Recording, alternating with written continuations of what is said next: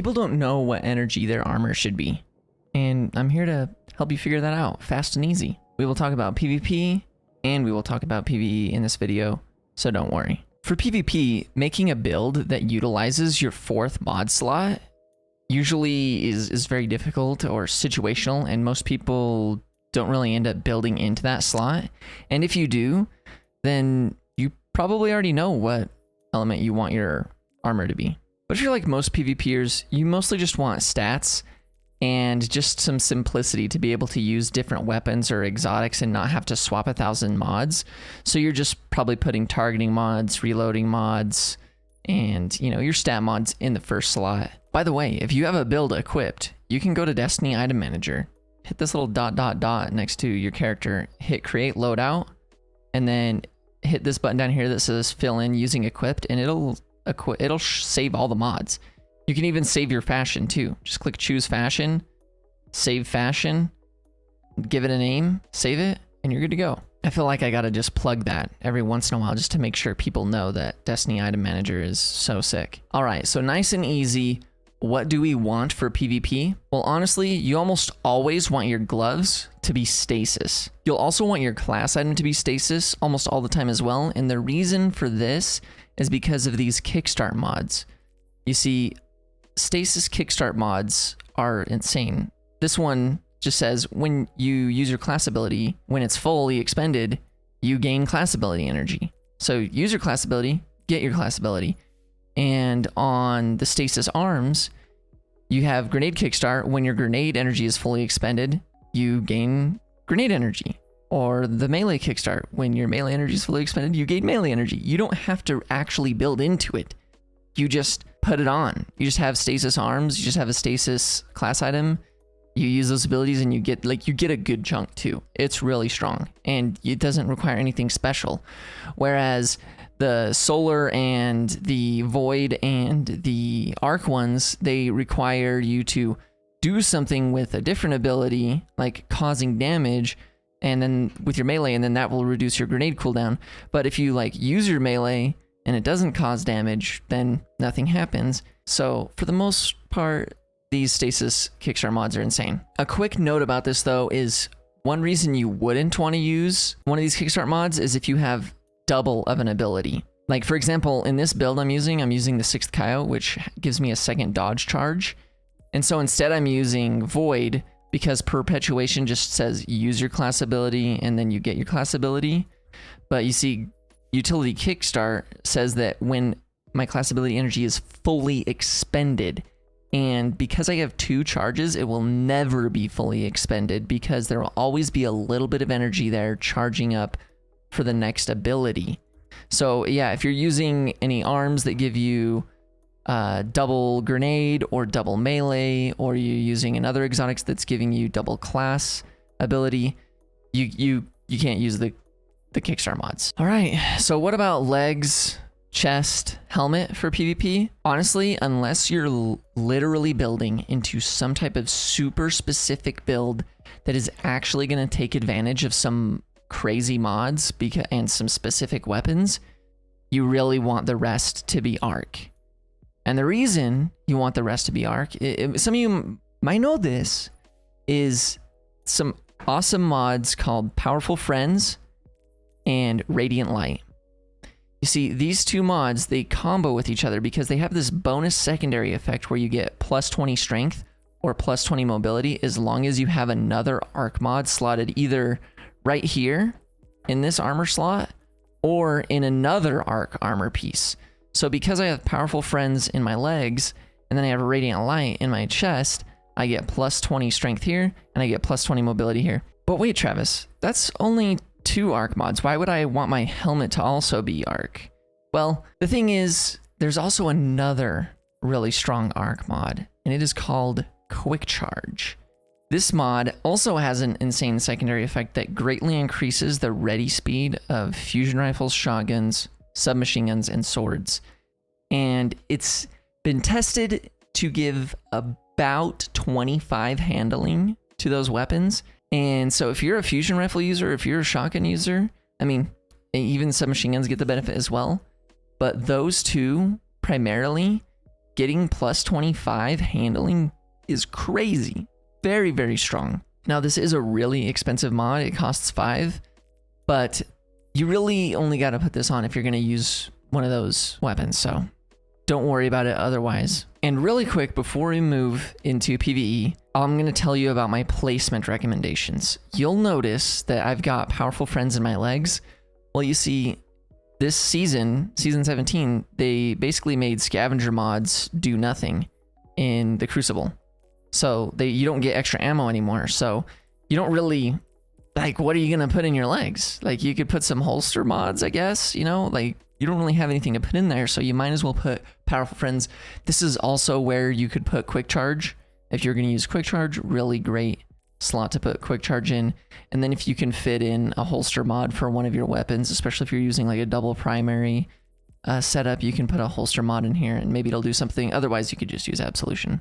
And then I put Radiant Light in my chest.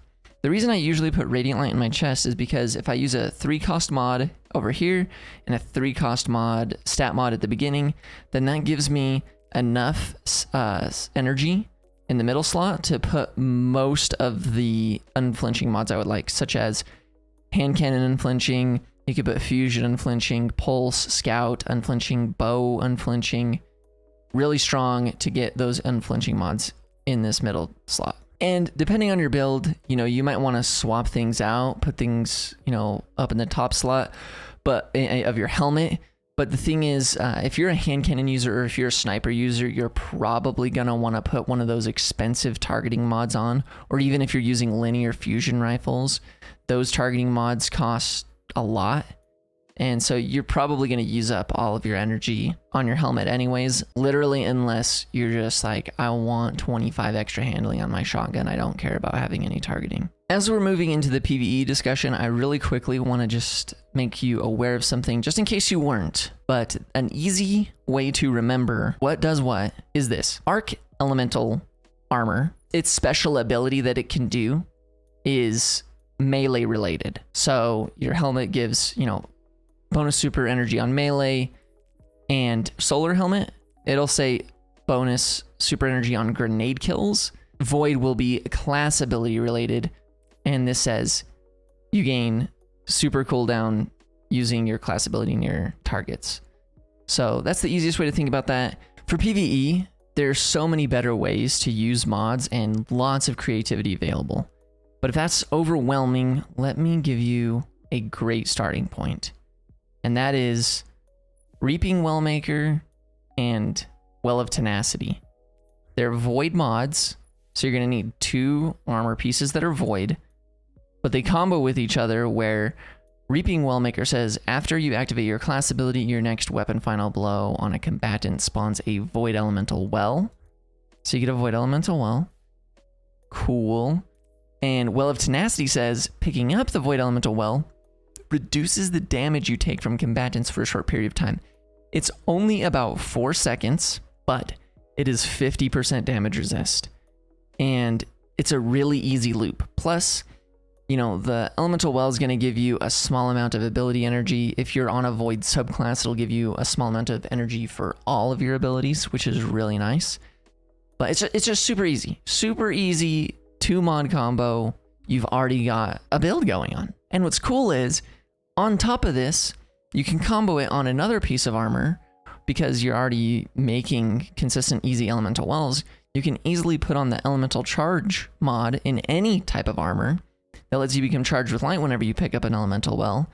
And then on another piece of armor, just put a way to use it. Go through one of your charge with light mods, see what you can put in there that will use a charge with light, like high energy fire, for example. Really easy one to put on, really good against champions and bosses. Really easy to use your class ability, get a kill on a trash enemy, let the, you know, well sit there for a second, champion's coming up to you, you get the well, you get the damage resist, you stun the champion, you're doing extra damage, 20% extra damage with high energy fire, and easy. You didn't really have to do anything that you weren't going to do already. And then 2 last simple tips for PvE is your helmet determines how you get orbs with light, and your chest determines what damage resist is available to you. So if you have a void chest on, then in your damage resist options in your 2 middle slots, you're gonna be able to do void resistance. Whereas if you had an arc chest, it would say arc resistance, a solar chest would say solar, stasis would say stasis.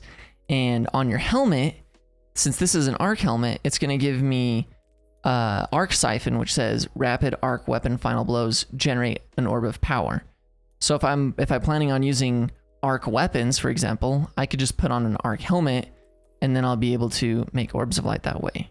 And please don't forget that Bungie changed the cost of changing your armor affinity once your armor is at 10 energy. If you fully masterworked your armor, it will only cost an upgrade module and glimmer. Even for exotics. For exotics, it costs 20,000 glimmer, but for legendaries, it only costs 10,000 glimmer and an upgrade module. So keep that in mind. It's no big deal. If you've got a specific build that maybe you even only want to use for a couple days, but you're going to need to change your armor element, go ahead and do it. It's an upgrade module and some glimmer. Not that big of a deal. Unless you're super, super poor and you don't have hardly any legendary shards, you know, maybe you'll want to think about it. But for the most part, that's really, really cheap compared to what it used to be. And don't forget that every day, Ada1 has 4 different armor mods available. So if you don't have every armor mod, just check in with her every day. They only cost glimmer. It's not that crazy. It's pretty easy to earn some glimmer. Make sure you get them all. Just get all of them. You never know when you're going to want a mod that you don't have. So check that out. If you want to check out this awesome healing hunter build I made and how to use it well in PvP, make sure you check out this next video right over here, okay? Thanks for spending some time with me today.